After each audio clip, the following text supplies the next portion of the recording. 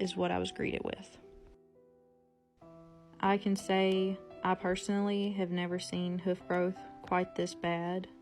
This horse has obviously spent a majority of his life in that stall without receiving hardly any hoof care. Again, the owners had been feeding him, but they never gave him the proper care you should give a horse. Once I got a full look at the severity of the case, I contacted our vets immediately and told them that we were en route with a very bad neglect case.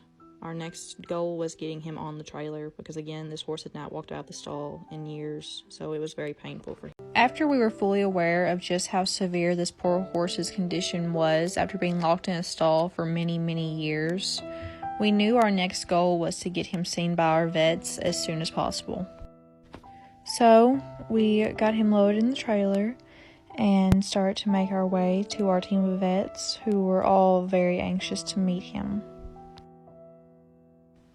We didn't really know what to expect out of his vet visit. We knew he had absolutely horrible feet and along with terrible body condition.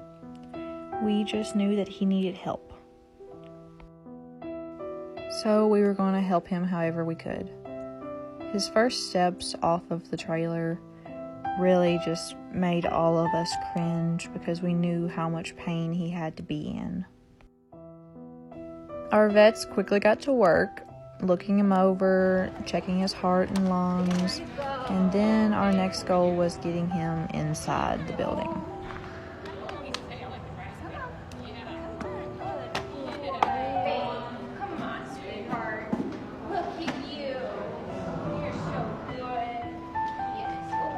All of the vets were absolutely amazing to him. There were many good boys, I'm proud of you, and you're so strong going through the air.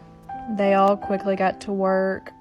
We first did a blood panel just to get a good idea. We checked the circulation to see if he had a good pulse still going down to his hooves. I could just see in his eyes that he wasn't ready to give up, so we just continued to work more and more.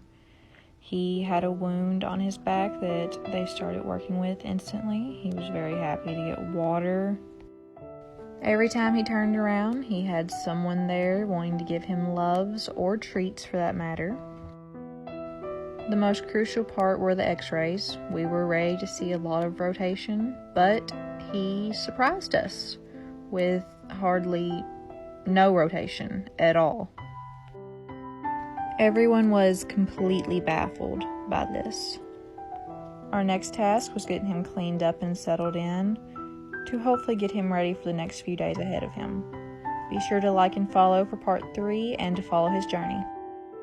While our vets went over his x-rays and started getting a plan together, we decided it was a good time for him to have one of his first of many baths. He had been given a pain medication at this time, so he was kind of loopy, but he was definitely enjoying it. All of this combined had been a very stressful day for him, so I'm sure he was getting to enjoy some much needed love and TLC while he could before we went back to working on him medically.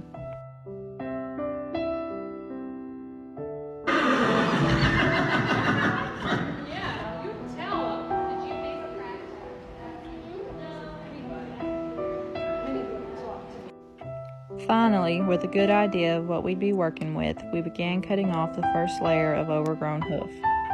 And I can promise you that this does not hurt him. This is basically the equivalent of you clipping your fingernail off.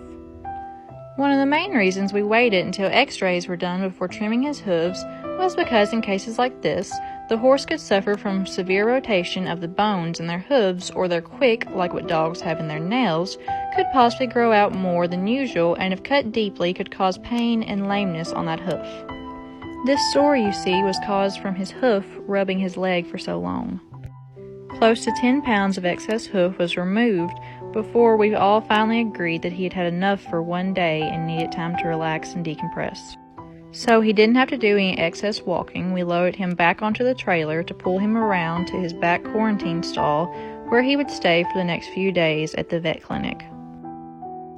It was agreed by everyone over his case that he needed a few days to get his strength back and then we would put him under complete anesthesia before removing the rest of the excess hoof. He would stay with our vets, receiving round-the-clock care for the next few days, and of course having daily pain medication to help with any discomfort. Sadly, these kind of cases are not the kind of cases we can rush and have everything completed within one day. The care he was now receiving is more than what he has had in many years.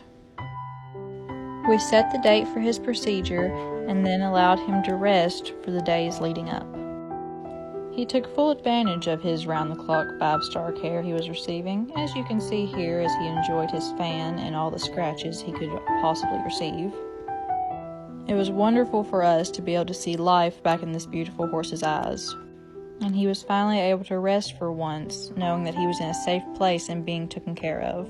Be sure to like and follow for updates. Procedure, we went ahead and cut more of the excess hoof off before putting him under anesthesia. We had an amazing team of vets and a wonderful farrier working on him the whole time.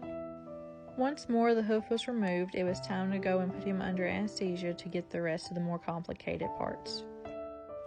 One of the main reasons we decided to put him under anesthesia is because this was going to be a very long and drawn-out process.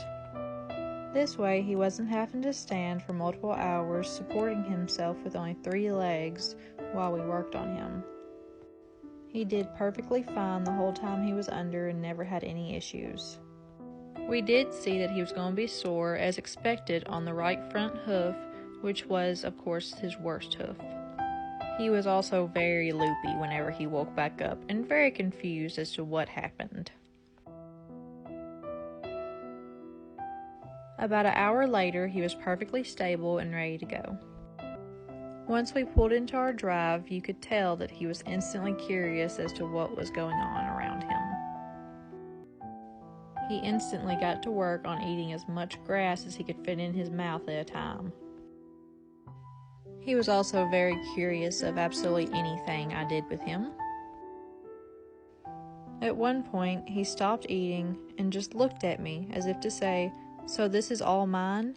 as he stared back out into all the open fields around him. He stayed like this for a while, almost like he was in shock of all the open fields around him. Eventually, though, he did go back to eating. He will continue to stay on stall rest for the next few days and having his hoof wrapped daily until any tenderness is gone, at which point he will be allowed to go into our smaller rehab field. He is a very sweet boy and I can't wait to see him thrive.